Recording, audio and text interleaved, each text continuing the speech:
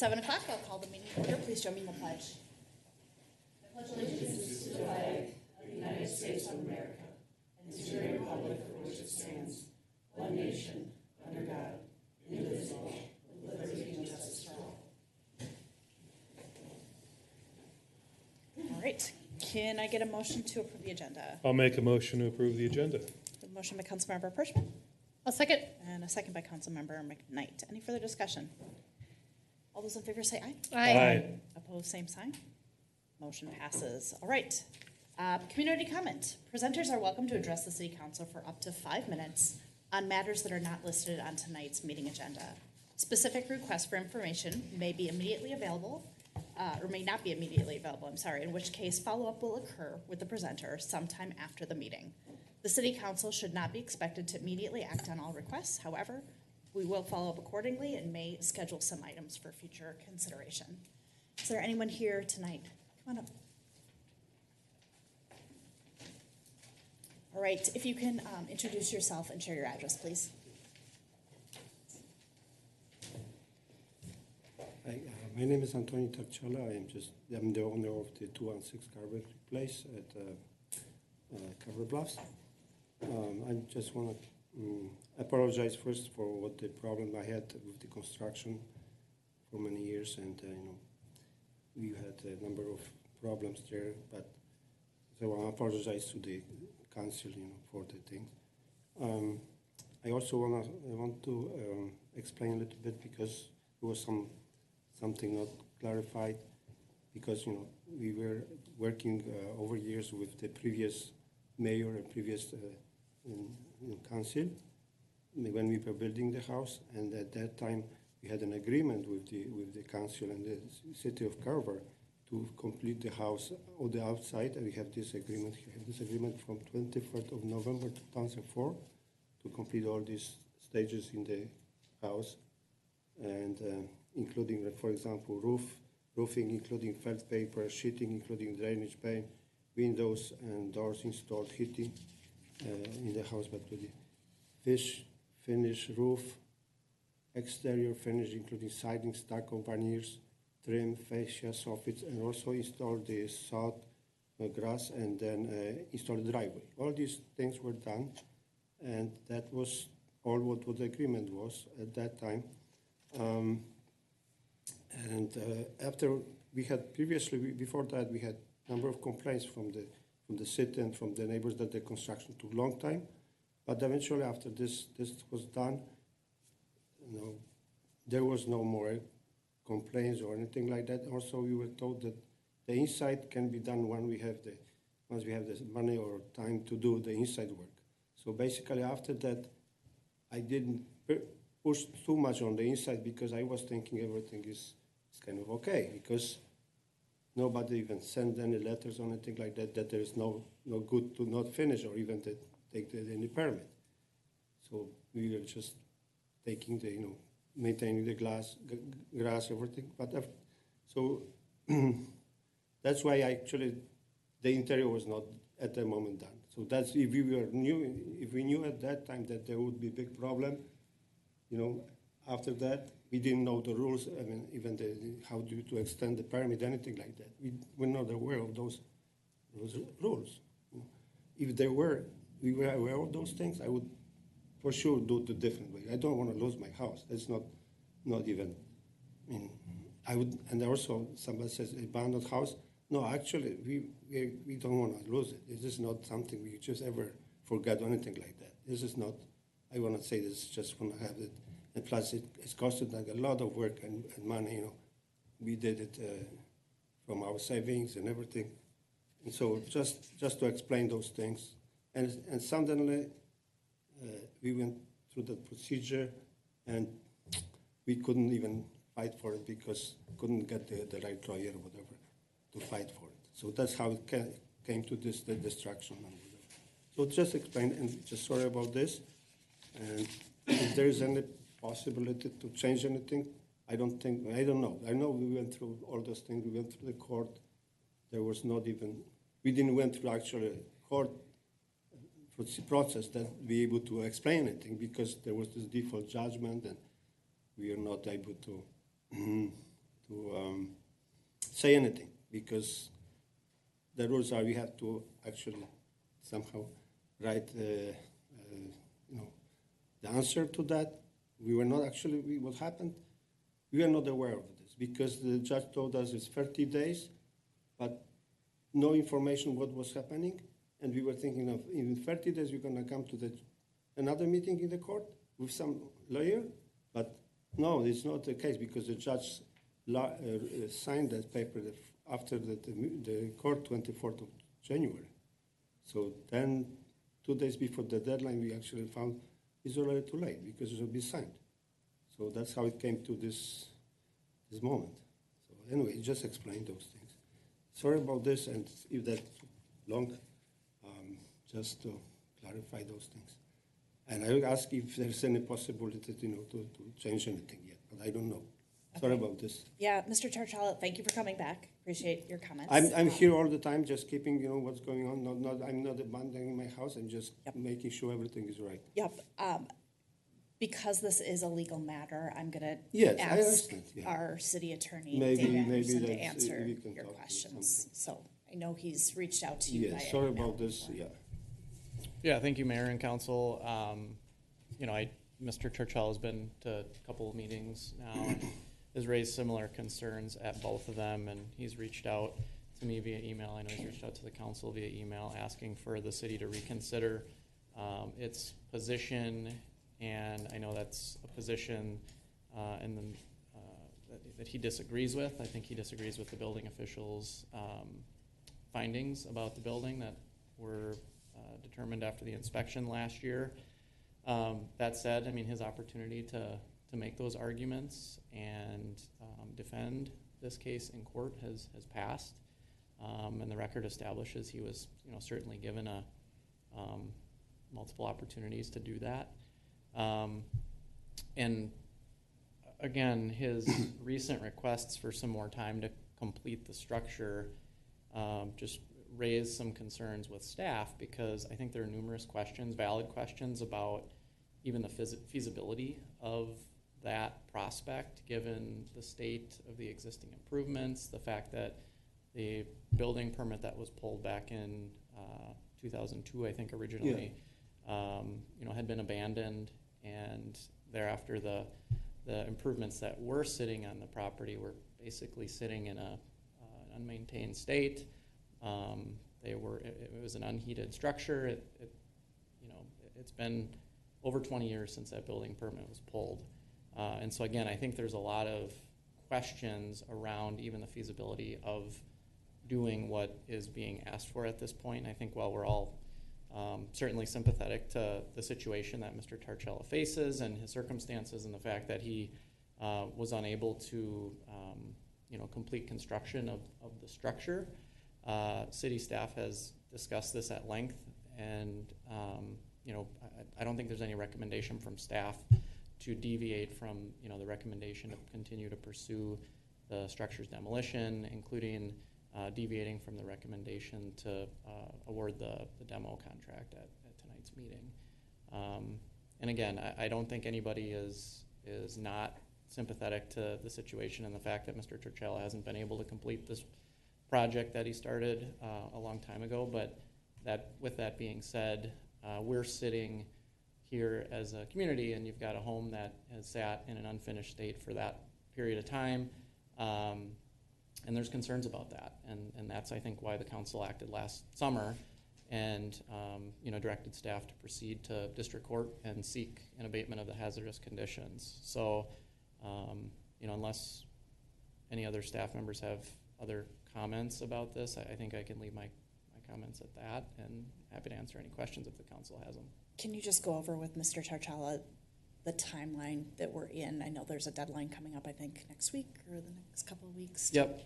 And I have sent him a letter and I responded to an email about the city's, the court order indicates that you have 90 days to remove any personal property from the structure. That lapses at the end of May. I think the letter that we sent gives you essentially till the end of May. So we're not going to, the city won't send a demolition crew out there until after June 1st. So you certainly have through the end of May to remove personal property that you want to keep. After that, it's the intent to hire the demolition contractor and to bring them out to the site sometime this summer. I don't know exactly when that'll be. It'll be after any property that might remain in the structure is removed. I really hope that anything that you want to keep, you're able and willing to remove it and bring it somewhere. But that's the timeline that we're working with based on, again, that court order that gives you the 90-day grace period to do what you wish to do. And, again, I want to make sure that you know that I'm always available to answer questions. I know that you've emailed me. I also have put my phone number at the office on all the paperwork that we've sent to you, and I'm happy to talk through this if you'd ever like to. So, Thank you. Thank you. Thank you so much. Is there anything? I'm sorry? Okay, thank you. Thank you. Okay, up next, presentations and reports. Carver County update from Commissioner Fahey. Welcome. Welcome, Mayor Johnson and the City Council, and congratulations, Eric. I don't think we've met before, but welcome aboard to public office. Had my first ice cream cone down Your the street. first, they've been open Yeah. of the season, right? Of the They've been open season. for 3 years. No, of the season. Okay. So it was delicious. What flavor did you get? Chocolate chip. Okay. That's my standard. Okay. I gave you all of a handout, so thank you for letting me come this evening just to give you kind of a quick recap of 2022 for Carver County. Connect up Carver with MetroLink. Hopefully you've seen quite a few of their vehicles out and about. They're doing a lot of installation work out in Dahlgreen and Hancock Township, and they have started to connect up individuals, so that continues to go well. Highway 212, the ribbon cutting that took place between the Carver and Cologne section was last fall, and we're gearing up for the Cologne to NYA section, which will start in 2024. And just FYI, basically the 4 lanes that surround the city of Cologne with 212 is going to be under construction all summer. They're going to work on the shoulders and improve a lot of the concrete cracks and potholes. So you'll see that happening. The food distribution was a huge success last year, and that is just such a need within all of our communities and within Carver County as a whole. I had an opportunity to volunteer at some of those events, and it's really just heartwarming to help individuals and to provide them with those various meals. And we are opening a new food shelf in Cologne. It's going to be Bountiful Baskets, and they're going to be in the St. Bernard School basement. And so that's exciting. They think or view Cologne as just being a food desert, and so that's going to be able to help individuals in that community also. Are you working with CAP on that new one? Pardon? Are you working with CAP agency on that new one? Bountiful Baskets. Oh, okay. Sorry. Out of Chaska. Lake Waconia Regional Park is under construction now that all the snow and the ice is gone. If you get a chance to go, drive up there and look at it, it's, if I were to guess, probably 2/3 complete. And we have been given, I saw an email that contains the 4 names that the Park Commission has narrowed it down, and now those names are coming to the Board of Commissioners maybe yet in May or late June, and so we're going to make an announcement with the naming of the facility. On the back page, we received an additional $10 million for Highway 212, and that's going to kind of be allocated to a new bridge at Bungard's County Road 51 intersection, and will be a north-south bridge, and that will just be a huge safety factor, and then also just for the farmers to be able to get across Highway 212 in a safely manner, and then with all the truck traffic coming in and out of Bungard's. Just drug treatment court, a comment there, and then the security camera registration. If you do have a security camera that you'd like to register with the sheriff's office, please do so. And I attended last week a foster parent event where we, the county, thanked all of the foster parents within Carver County, and they continue to look for more foster parents. So I just wanted to give that little shout out. We continue to keep our AAA bond rating, and then you can see the population growth. Carver County continues to grow, as we all know, and it's exciting times. Real quick on the snow events, the county went out 31 separate times to plow, and living out in Norwood Young America, it's very thankful to drive this way every day and to the conditions that the county roads are in after those big snowstorms. They did a phenomenal job. It was about 8,000 man-hours that they did.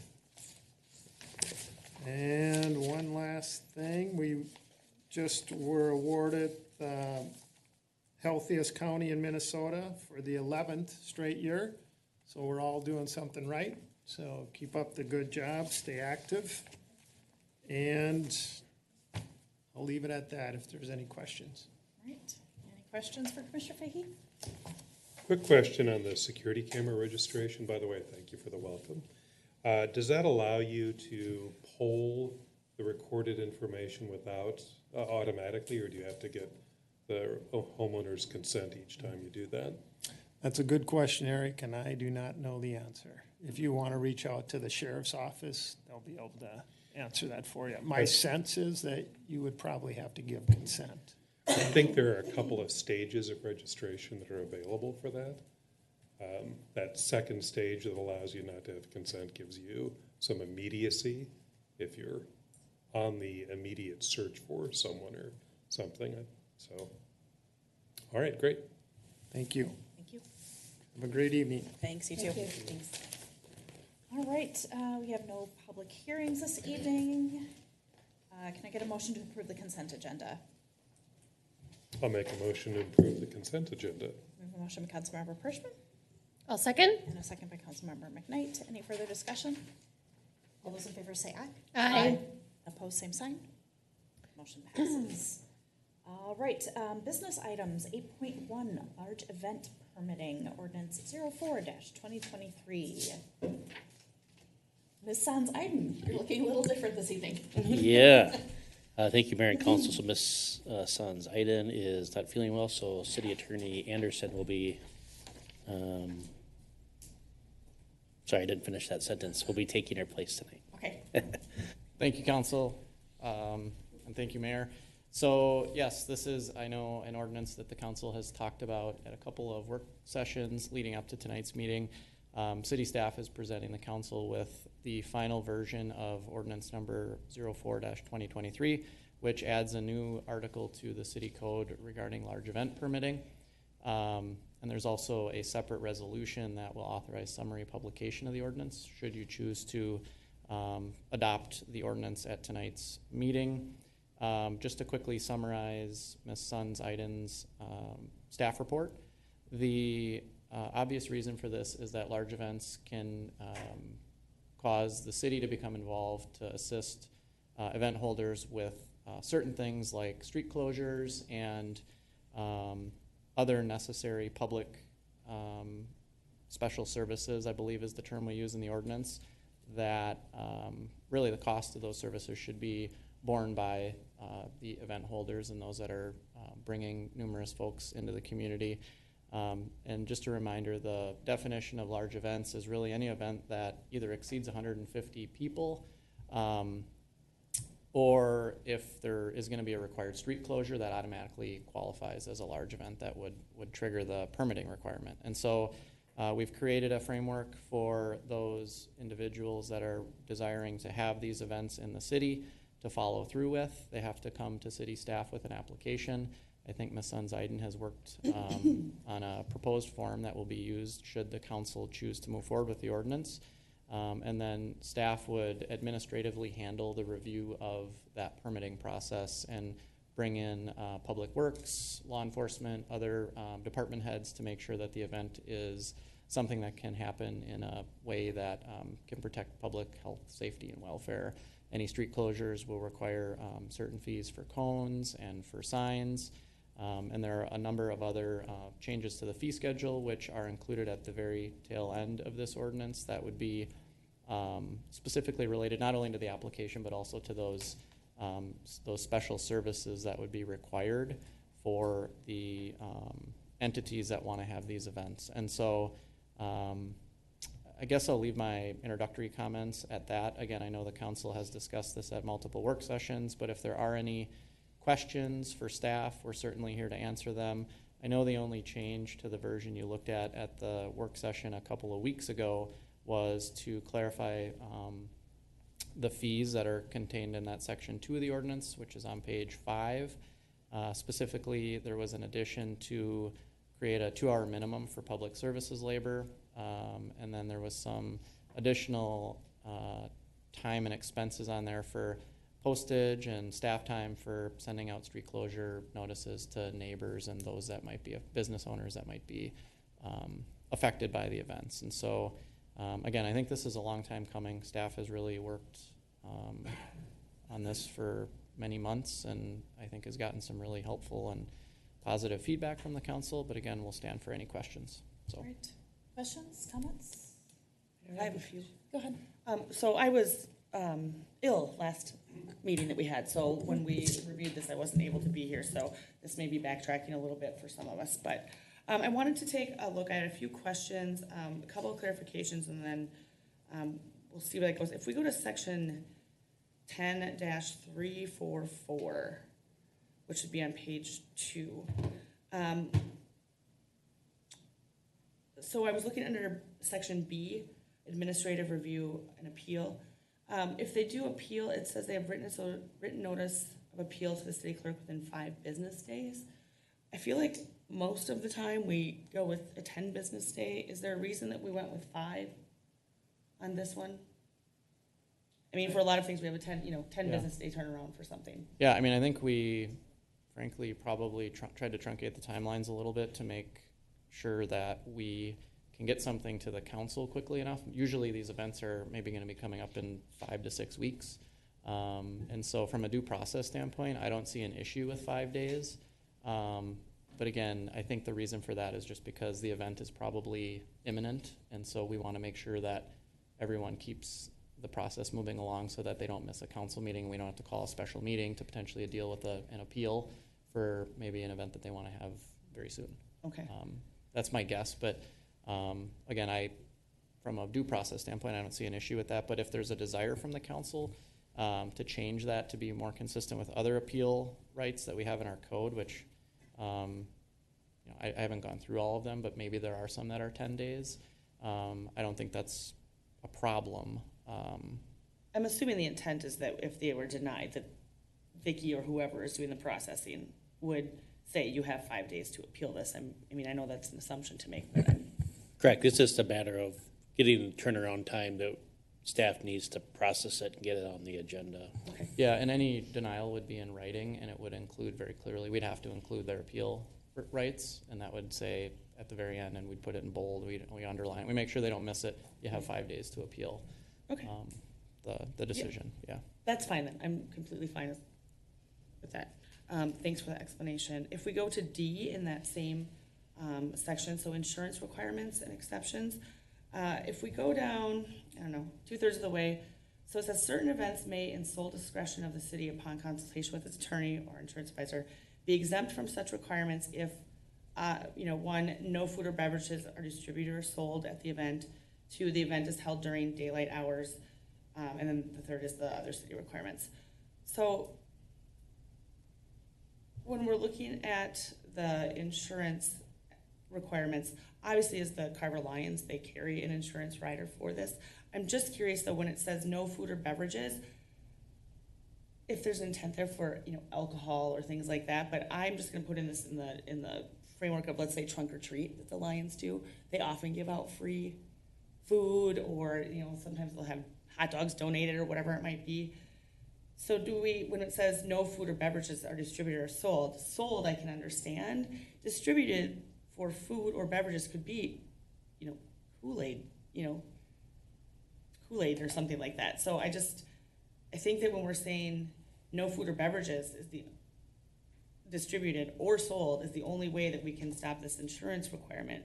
I mean, what are we trying to stop here with this one? Are we trying to stop giving away alcohol? Like, you have to have insurance if it's alcohol. I'm just thinking, if there's a kids event and someone's putting on and kids are coming up and they're giving away, like I said, high C juice boxes, is that triggers our insurance on this one?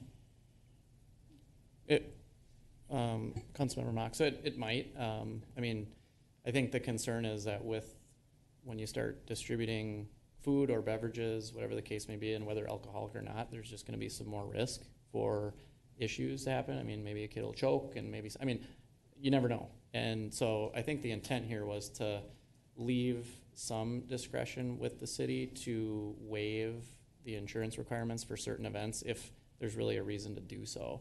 I mean, even if you meet all three of those things, there may be a reason not to waive that insurance requirement. So that's not like if you check the 3 boxes, you're automatically entitled to this.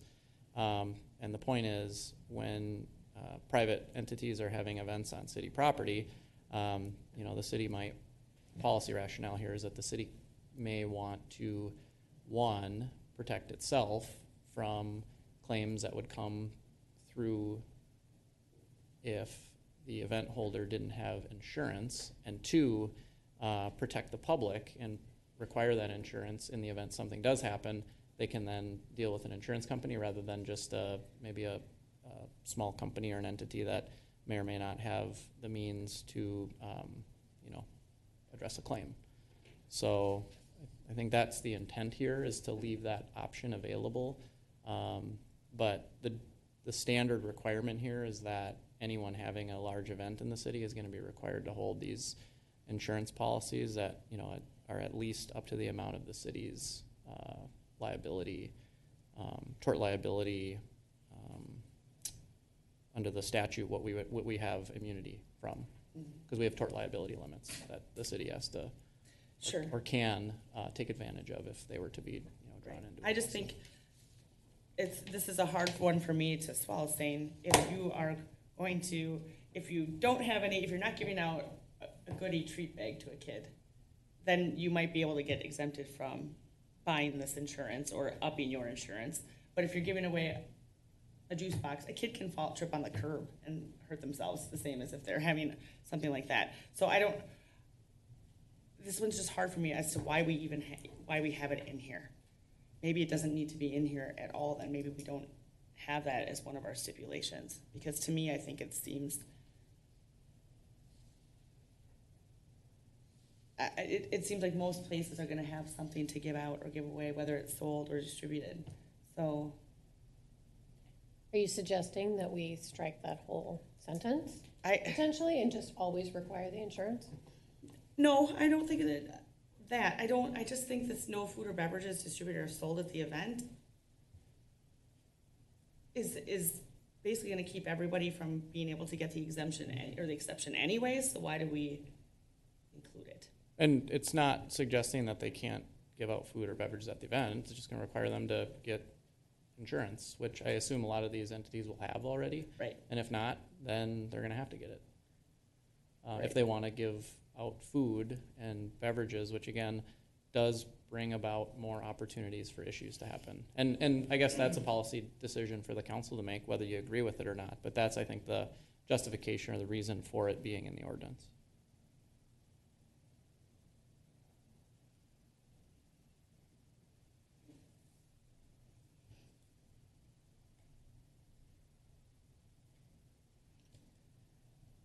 I guess we can leave it in there. It just seems so arbitrary to me that it's not going to happen. I mean, we're putting in words here to have words for me at this point, because I don't see how this is going to affect. But it's fine. We can leave it in there. I know the rest of the council has reviewed it and didn't have any issues with it. So I will leave that one.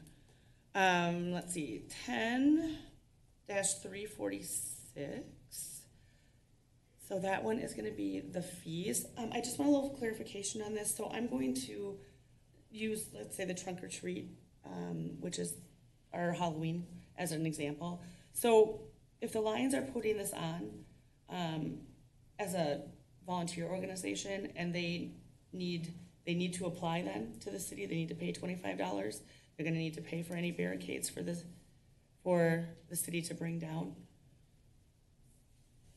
Correct. Okay. Well, I understand that we want to be fair in charging. Some of these organizations in Carver are volunteer organizations that they are not for profit. So, and they put these on for the greater community to come, staffed by volunteers. They're already paying out of the coffers of this nonprofit organization in order to pay to have the event. And then now the city, we're tacking more fees on.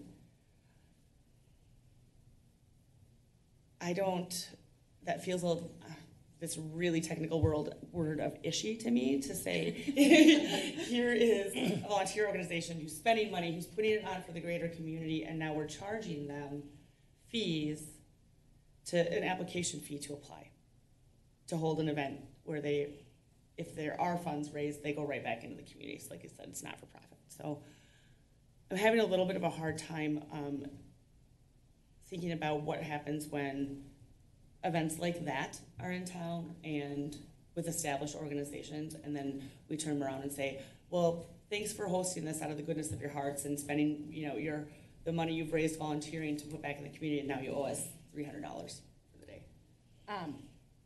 For me, and I don't know if you looked at did you look at the packet for the work session last week from meeting you missed? I don't know, tell me what you're. So first of all, I don't think that a nonprofit organization trying to do something good is that the Lions is the only organization that will experience that. I think, there was a Jeep show years and years ago, and that recipient of all the funds that they raised for that was, I think it was the Epilepsy Foundation, or a really good, valuable cause. What Vicki put together in the packet for the work session last week was kind of an example. And I'm referencing again the work session packet from last week. It's the last slide of Vicki's presentation on this, but it's just an example of basically for like last weekend's motorcycle run, what that would look like. The fees are $251, not exorbitant by any stretch of the imagination. And for me, that helps seeing that and not being like, ooh, is this gonna be $700 or is this gonna be $200? And this is, again, just an example. So that amount is within my comfort zone. So just historically, if we're going to talk about the Jeep show, the council at the time actually waived any of their park fees that were down there, just as a point of reference from back in the day. But there wasn't a policy. There wasn't. There still isn't a policy. So what I'm trying to get at is that when you say $251 isn't a big deal, I don't want to blanket that for every nonprofit organization to say $251 isn't a big deal, because as you just referenced, it's not just the Carver Lions Club. Yep. It could be ABC Club that wants to put something on for the community as well. This is where I'm struggling, is to, again, having organizations like this who are literally giving back to the community now expected to pay fees on top of the time and money that they're already putting into it that's coming from, again, charitable endeavors. Part of the Councilmember. Joy, I'm sorry, you look like you were going to say something. I guess all I was going to say was, this is city staff, city resources that are being used to support these events. I think we as a city can decide if we want to donate services. I mean, that's how I would approach this. I mean, I think it's good to have this policy in place so we know how to deal with these events and we have a standardized process for whoever comes in. If the city decides, hey, these charitable organizations we want to donate to, we can do that. And actually, we sort of can't.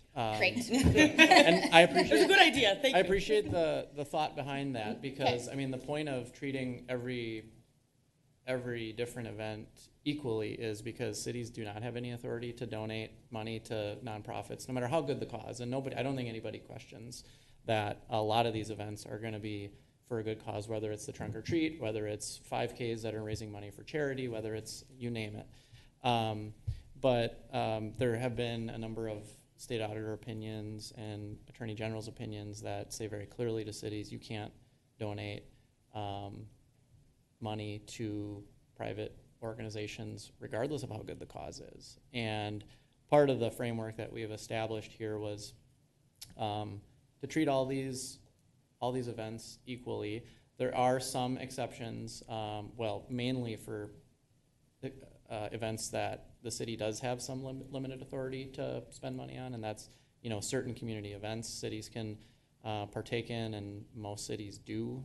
And obviously there are things that our fire department is going to put on, that they always have put on, like the Touch a Truck, or when the police officers or sheriff's office do Night to Unite. I mean, there's authority for cities to participate in those events, which is why we've created some limited exceptions, but you have to draw the line somewhere.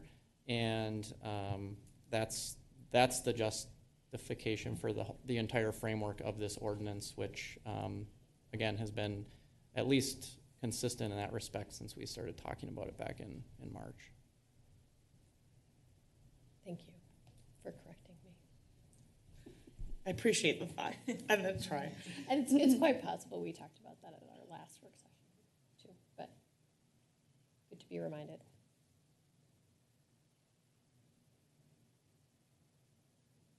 I don't know what, for me, there isn't a solve that's coming forward for this besides that this isn't working for what I feel are really important community organizations who, again, are not for profit. So it's hard for me to say, yep, we should be charging $250. Now I totally understand where, we had the Abate motorcycle run. It doesn't feel as Carver, because it's not our Carver organization. It's a greater organization that comes in. So there's some that identify really specifically with Carver, and we know that that's the Carver Lions, and it was the Carver Black Sox, and the CCYBSA, whatever they're renamed to. So I'm just having a hard time looking at some of those organizations and saying, thanks, but now we need some money for this too, for your volunteer time. Just trying to frame up the policy choice for the council, considering the remarks. I mean, you're not required to request reimbursement, so you could, from a application standpoint, you could just eliminate the fee section as far as like the signs, but you would want to do it universally. Advocating, like, not that anyone's not, but I wouldn't want to put the team in a position where we're trying to describe to the motorcycle group how, like, they're not as Carver as the Lions or some other group. So I think if you object to the fees, the policy path is to remove the fees, because all the other things can happen without the fees. It's just not a service you provide. It's not a service you charge for. There just can be, unintended consequences to that, depending upon what's occurring and how large the event is. It's just hard to go back if something gets really large and it takes public services 2 days to do it. You might want to say, well, we want to charge. Well, then you'd have to redo your ordinance and then apply it equally to all groups. Am I saying anything that's out of concert, Dave?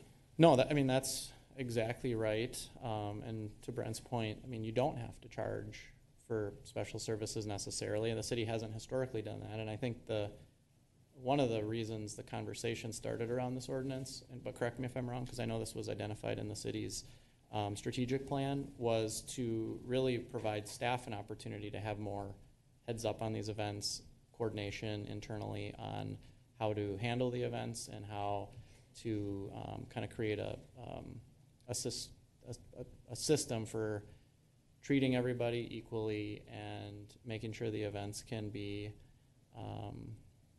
carried out in a way that has everybody on the same page, from the event holders all the way down to city staff and law enforcement.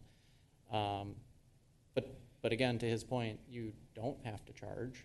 I do think some sort of maybe nominal fee would be appropriate, just because there is going to be some staff time that goes into processing the applications. Right now there's a $25 application fee, which is relatively de minimis in my opinion, especially when you look at what other cities do for these fees, but in terms of all the other street closure signs and barricades and cones and labor, those are things that can be disposed of. I would just make sure you do that in a way that's consistent if there is desire from the council for it.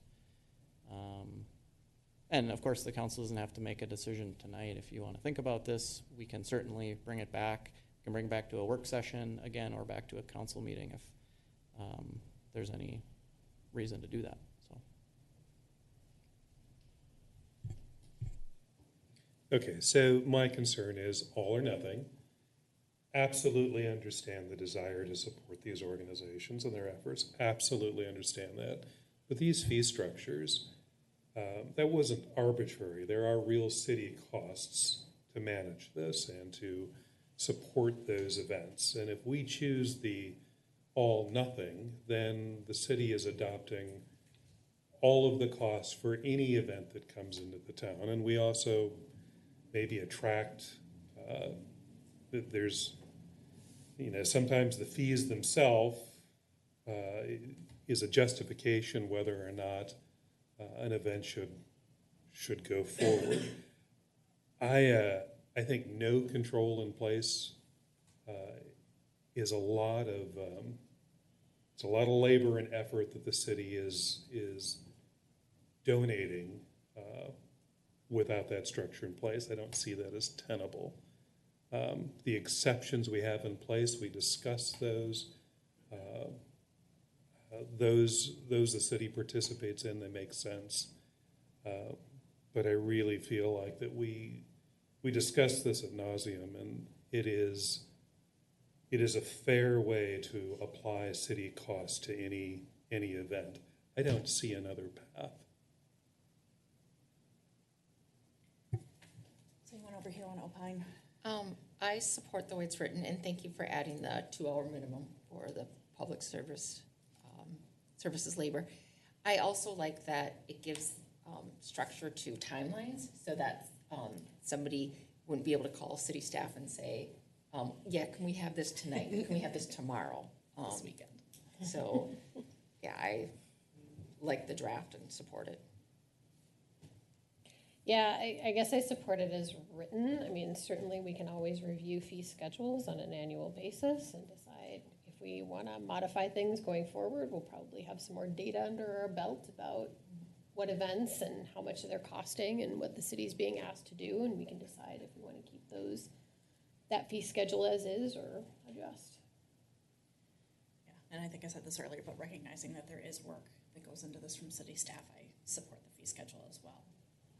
Just a quick question, because you brought it up. For the 2-hour minimum for the public services, is that related to if we call somebody in, that's what our agreements are, is that it's a 2-hour minimum? Yes, Okay.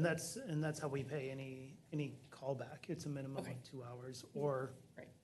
full, however much time they spend. So if it's 2.5 or Yep. 3, but the minimum is 2. Perfect. Okay, thank you. All right. Anything else, Christy? There's a lot of really good things in this. Obviously, there's some that I don't support, but I'm glad to see a good majority of the things that are in here, so. Backhanded compliments? Abound. It's not the Okay. lion's share. Oh, Lori, that was terrible. Okay, if somebody wants to save us and offer a motion. I can't even. I'll make a God. motion Oh, to thank goodness. approve ordinance 04-2023, an ordinance creating chapter 10, article 8 of the Carver City Code regarding large event permitting. Motion by Councilmember Sayre, I'll second.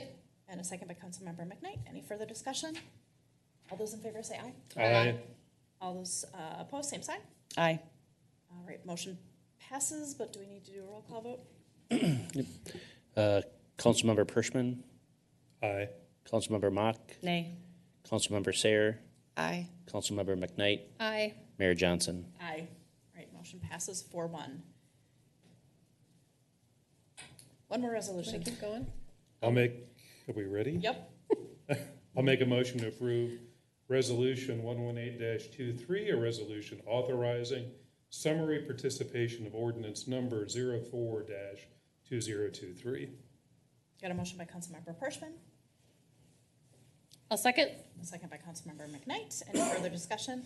All those in favor say aye. Aye. Opposed, same sign. Nay. Motion passes, I think, but we need another roll call. Councilmember Pershman, Aye. Councilmember Mock, Nay. Councilmember Sayer, Aye. Councilmember McKnight, Aye. Mayor Johnson. Aye, motion passes 4-1. All right, thank you. Moving on, communications. I don't know if we have any discussion of monthly reports, but. I just have a quick question.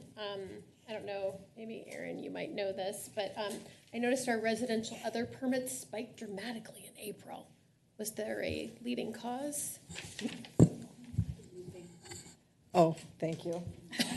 There, as a townhome association, Glen at Spring Creek, they did roofing permits. Oh, okay. So for each building, it was 8 separate permits. So a large swath of them went in together since they all shared the same roof. I see. Okay, thank you. Thank you, Brenda. That's all I had. Sorry, well, okay, let's keep on that topic. Does anybody else have any questions, comments about the monthly reports? Okay, seeing that there are none, I think we need to go back to our work session topic of sheriff's office coverage. So I know we were I had wrapping that some up, questions. but I was gonna say, Joy, you indicate, yes, Brett. Excuse me, Mayor, just if the council's amenable to it, I'd like to just kind of give a brief overview for someone who might not have been watching the work session. Sure, perfect. So a conversation that the council started during the work session was reviewing the city's coverage for our law enforcement contract with the sheriff's office. And so on the screen here, you see kind of just a basic view of how coverage works between Carver and Victoria. So Carver has a 8 to 4 shift Monday through Friday, and then a 3 p.m. to 5 a.m. shift that rotates. Victoria has 24/7 coverage running from 6 a.m. to 6 p.m. and then 6 p.m. to 6 a.m. Kind of the genesis of the conversation is, as you can see, the Victoria day car, one of the Victoria day cars, and then the Carver evening squad.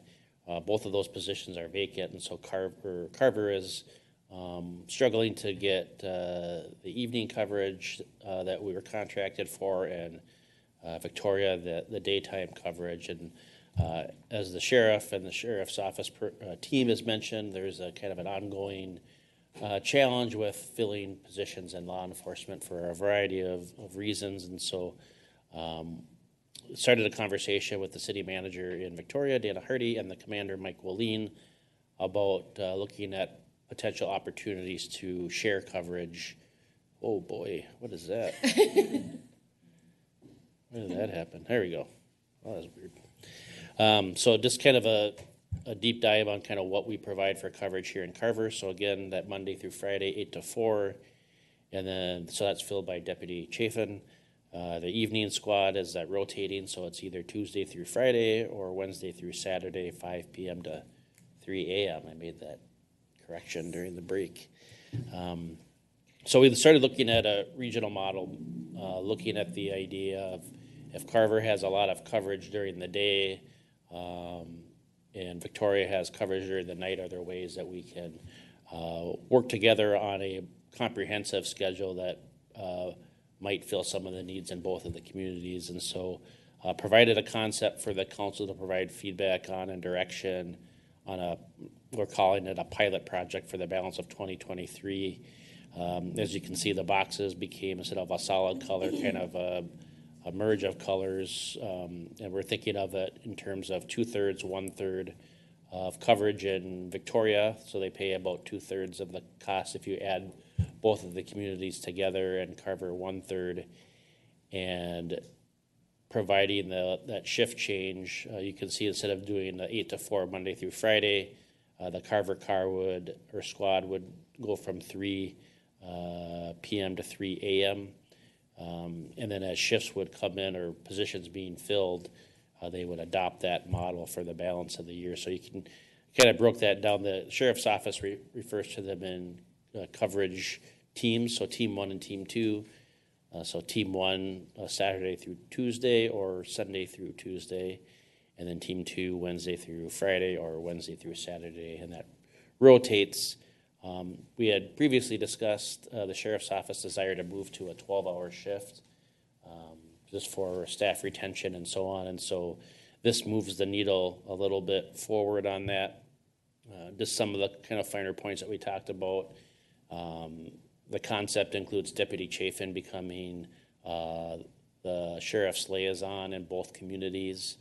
So, the weekly updates, communication, point of contact, et cetera, in both communities.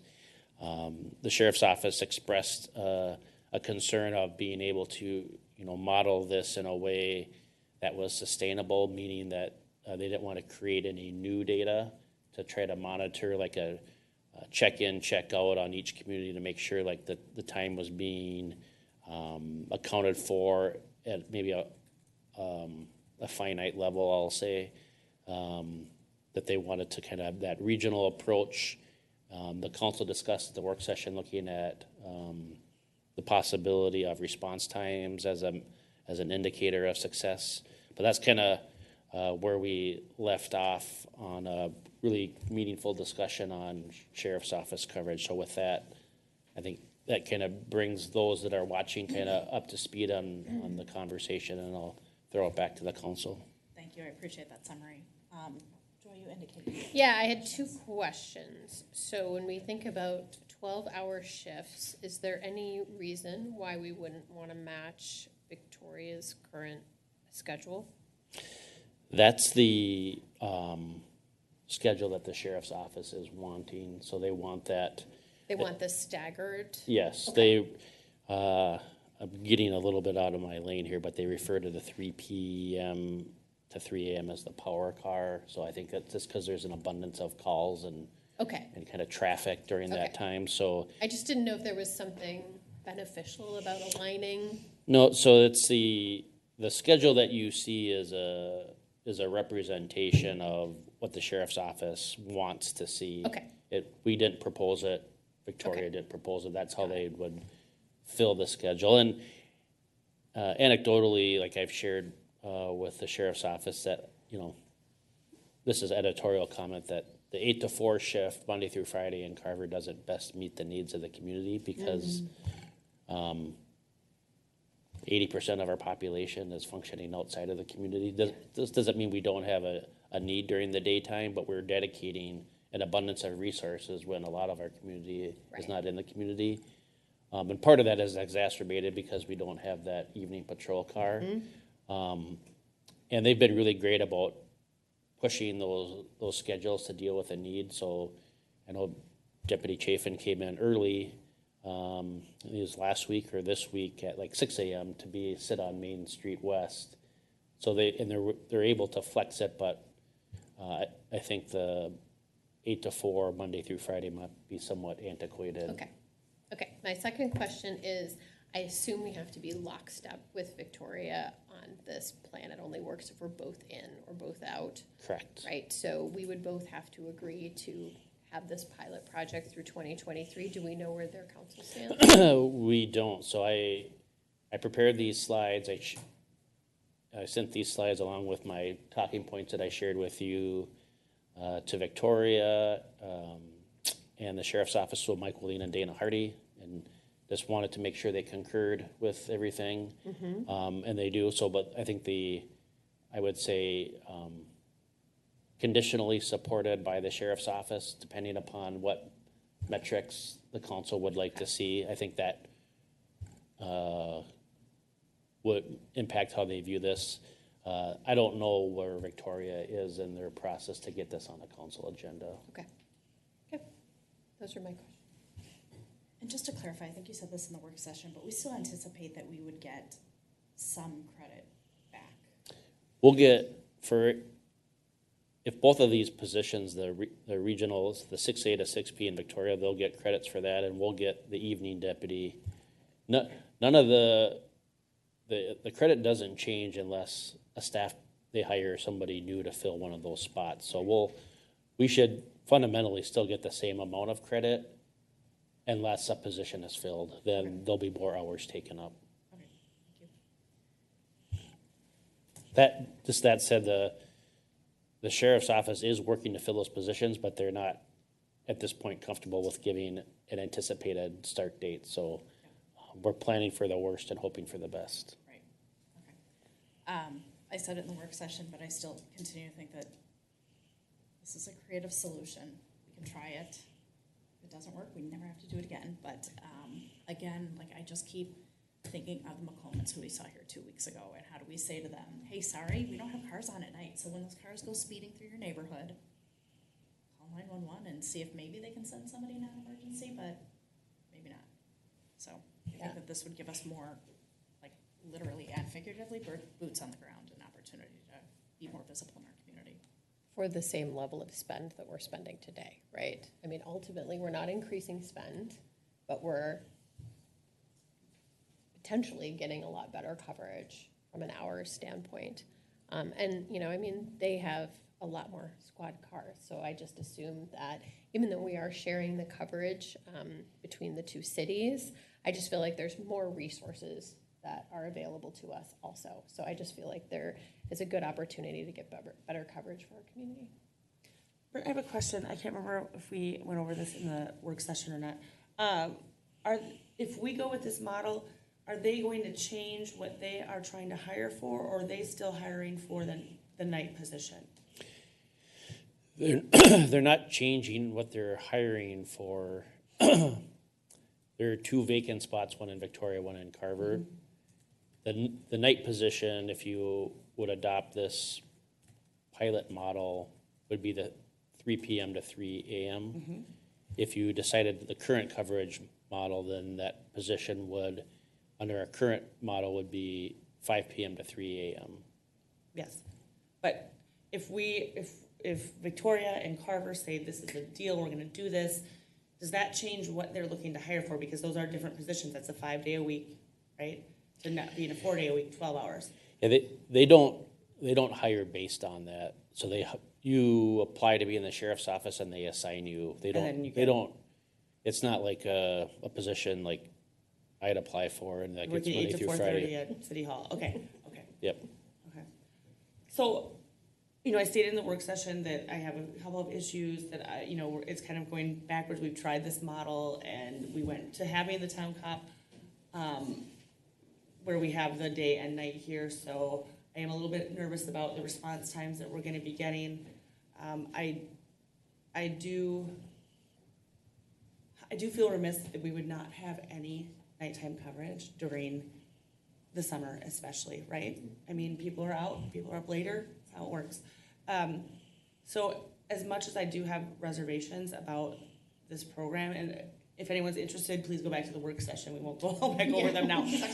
But we had a great discussion about it. And while this isn't my favorite model, and I would prefer to see it the way we had intended, I think that this is a nice stopgap as long as we look at it as that for the full till the end of the year, and then say, hey, babe, this isn't working for us, or this is, or we want to move back, or just knowing that if we set ourselves in this motion right now, it's because we have vacancies and because they're having trouble with filling those spots that we're doing this, and that we're just not saying, oh, this is just a new way of things, that I really want it to be revisited. And again, I really want that data to come in from the sheriff's office, especially if response times is what most of it is. But we can also see where the calls are going too, right? If they've got 90% on a Friday night, all the calls are going to Victoria and we're getting almost nothing, we can kind of gather how much time they're spending here or not spending here over the months as they go by. So while this isn't my favorite, again, if there's I don't feel that we can go an entire, 6 months, 7 months without any coverage, 7.5 months. Well, maybe we do have people binge watching the work sessions, but in case you're not, I do support this. I think that as I said, it helps to insulate us from the staffing challenges that the sheriff's department is having, and this is a great time to do it through the remainder of the year. We know that those staffing challenges are not short-term. That was made clear to us that it is an ongoing problem. So I think this is the right solution. I am much more open to it after the good discussion and dialogue in the work session. And it's not ideal, but I do like that it gives us some coverage in the evenings. I do. Your mic. Oh, sorry. So I do, after revisiting this more, like the idea that it is just kind of a stopgap. I would want us to be able to revisit it quarterly, or at least to get updates, whether it just become kind of something every 3 months it's on either a work session or a regular meeting. Agreed. All right. I hear us all giving the thumbs up. Yes. Or some of us giving a thumb sideways, but leaning up. No, I'm giving a thumbs up as well. I think this is where we have to go right now. All right. Yep. Do you have what you need from us on I that? do, thank you. All right. Then, city manager updates? Yeah, I have to stop.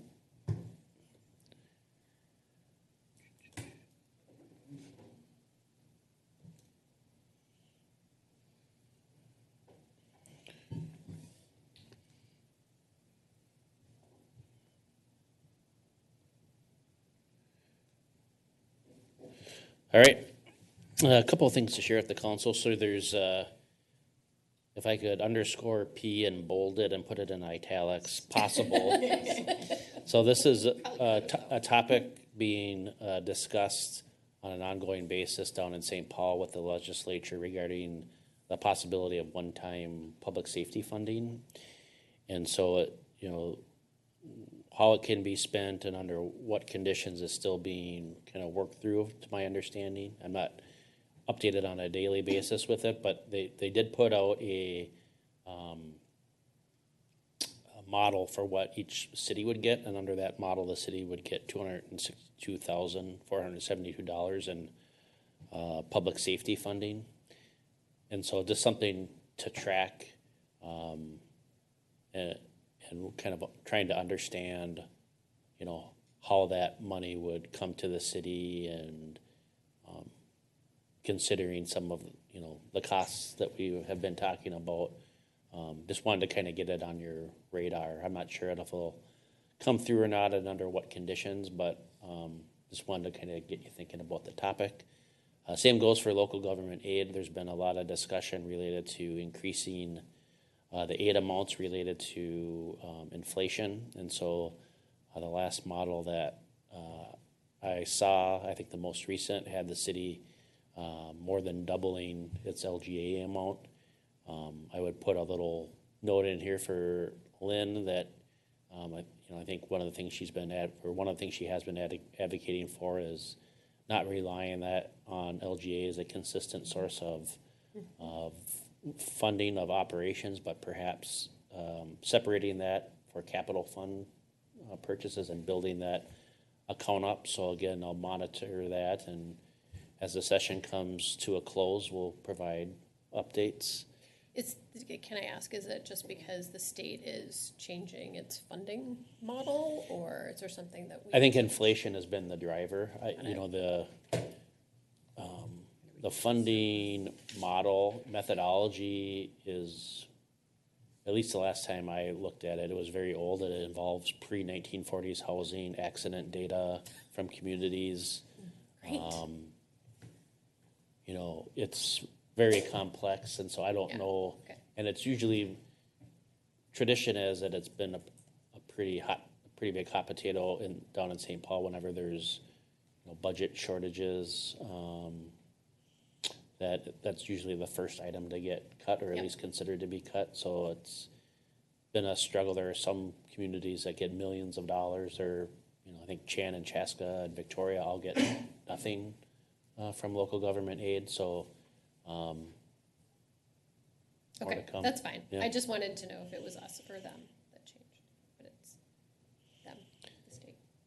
And then I shared with the council yesterday, we kind of started our flood preparedness plan. The recent rains have kind of increased the level of the river, or what we anticipate. And so, Chad, do you just mind sharing a few thoughts on kind of current state of planning and preparation?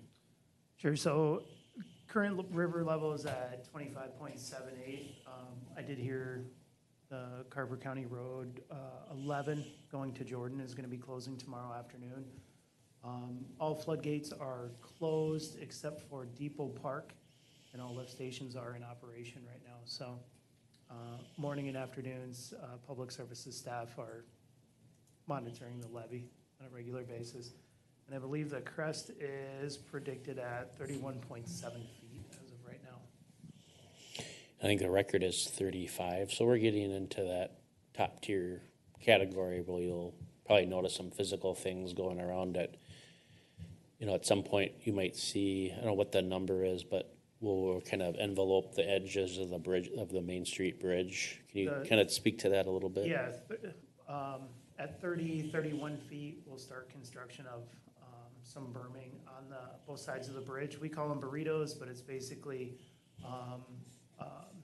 sheets of poly or plastic wrapped in sand and then sandbagged. So depending on the forecast, we're hoping that it's going to go up quick, plateau, and go back down quickly, but probably midweek we'll be sharing some more information on that.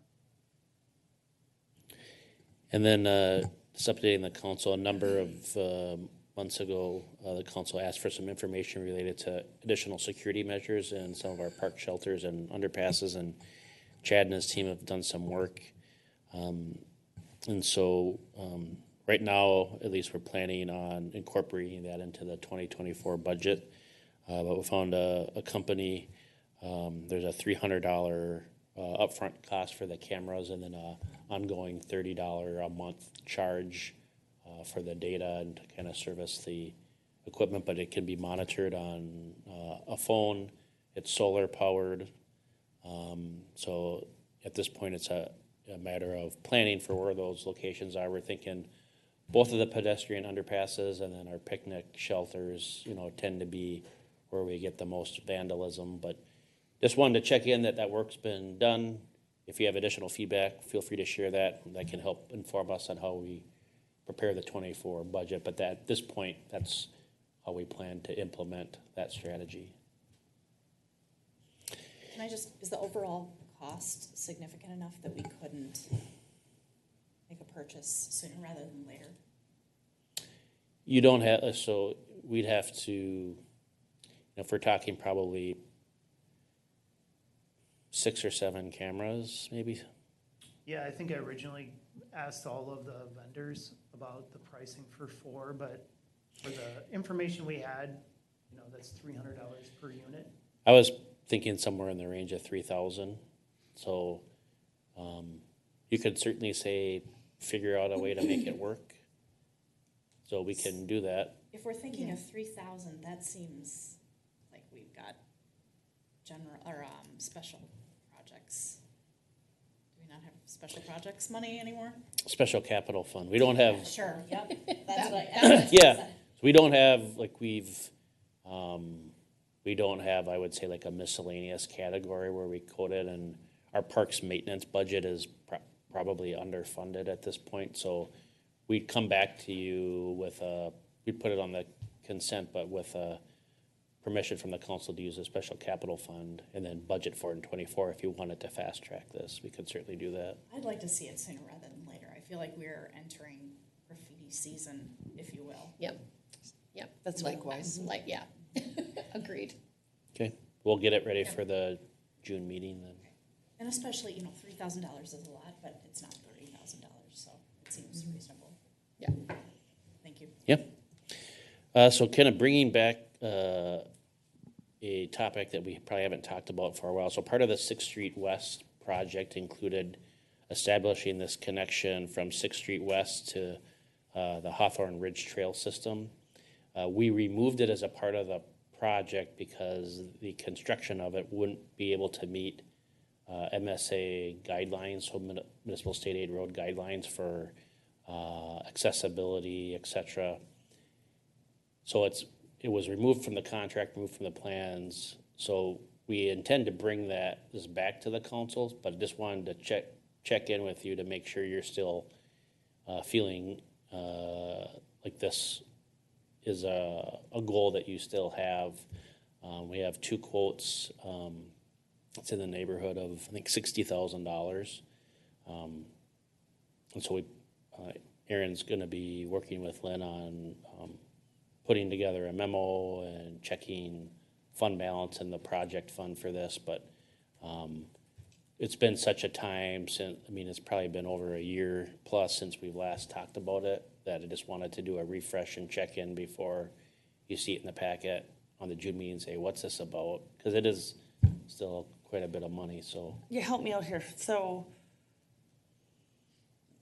because I don't remember a lot of our discussion on this before. The old rail line, I know where that is.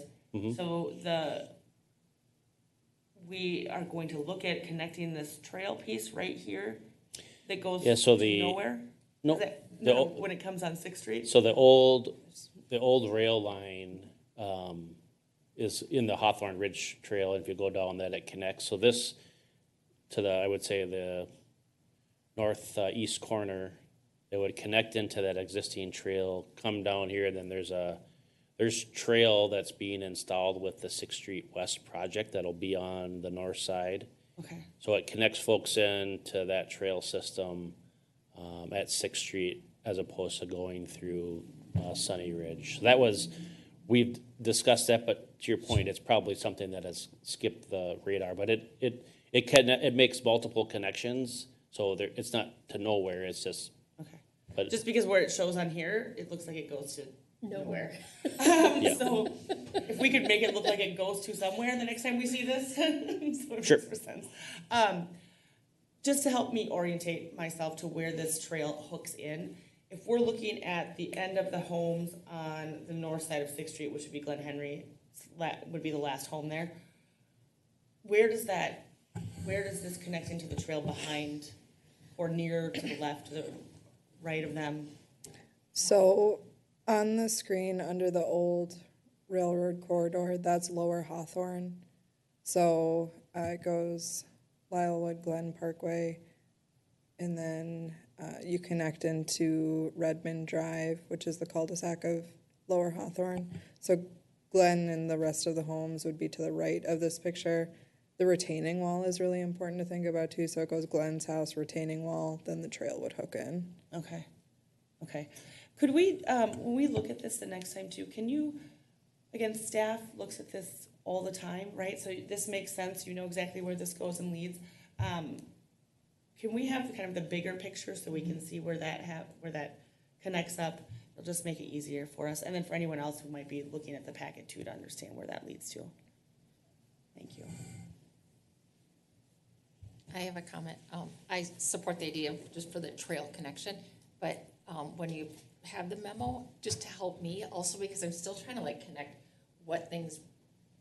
who pays for it, or how do we pay for it? Because it's not a new park, it's a trail connectivity, so just kind of clarification on how it's funded.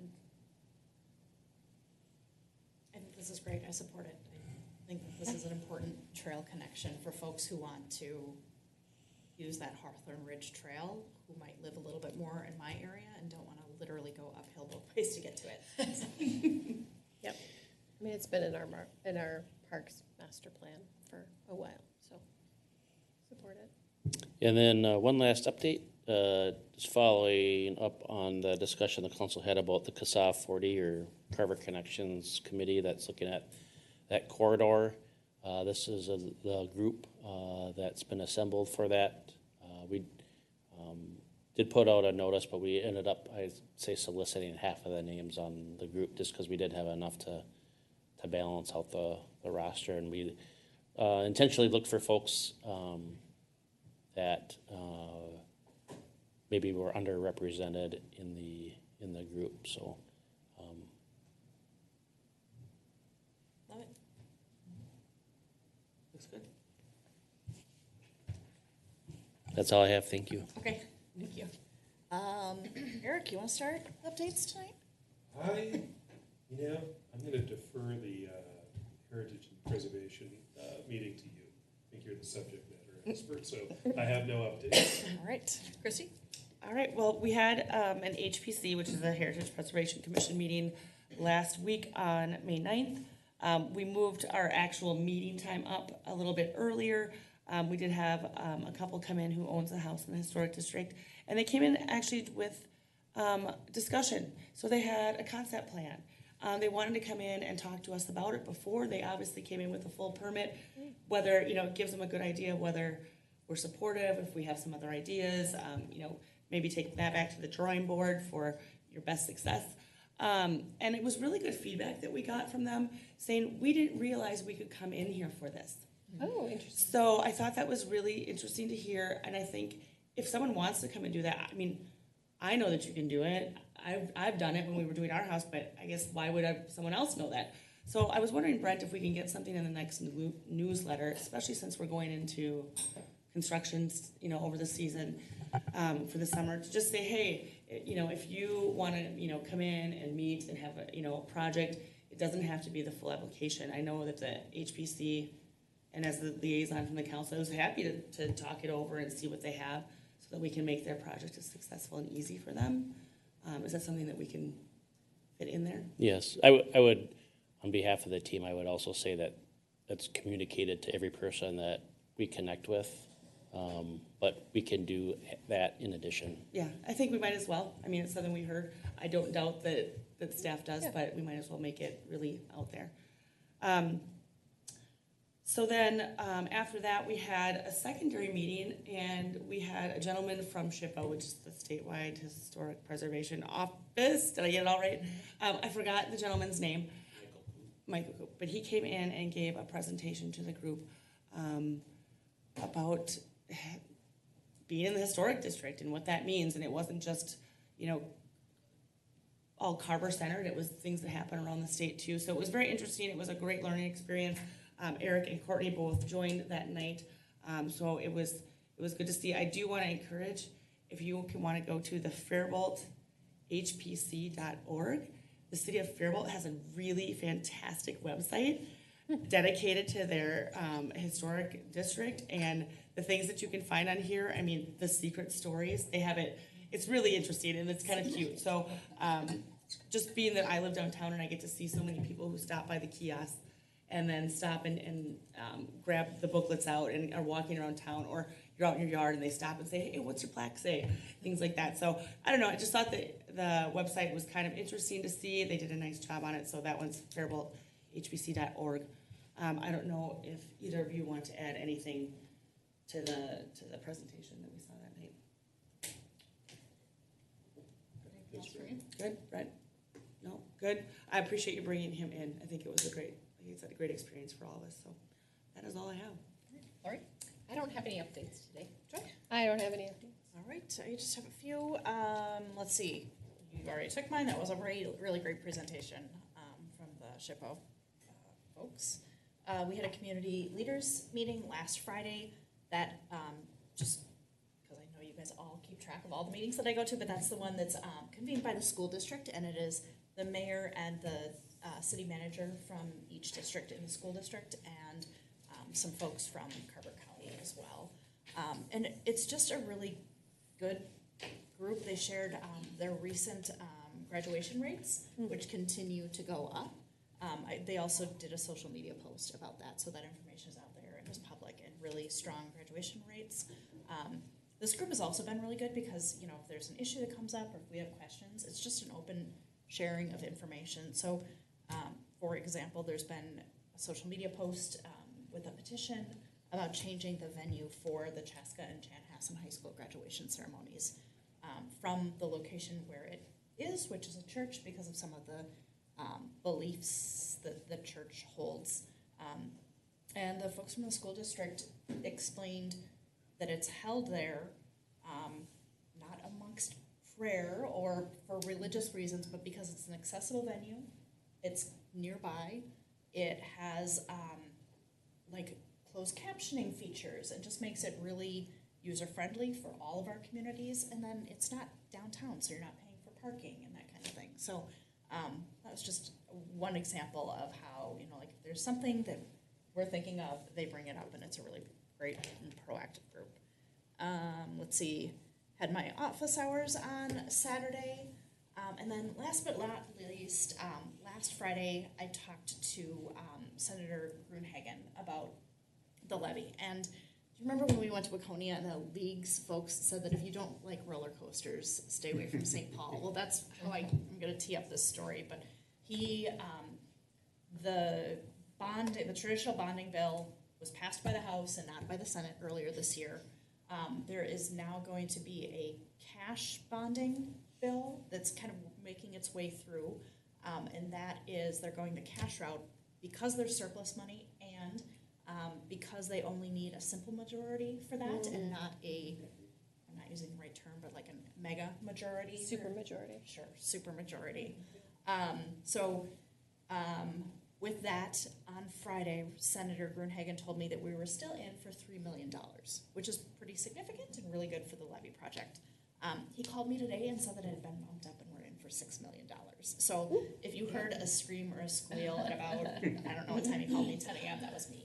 So really exciting. He also said don't sneeze because between now and the 22nd, we have a fair amount, a week, and a lot of stuff can happen in that amount of time because certainly a lot has happened just since Friday. So anyways, really optimistic that they'll come to an agreement and that the City of Carver's levy project will get some additional much needed funding as we're talking about the river literally going up in our backyard here. So that is it for me. I'd entertain a motion to adjourn if nobody else has anything. I'll make a motion to adjourn. Got a motion by Mr. Pershman I'll second. and Ms. Mock is a second. All those in favor say aye. Aye. Aye. Opposed, same sign. Motion passes. Good evening.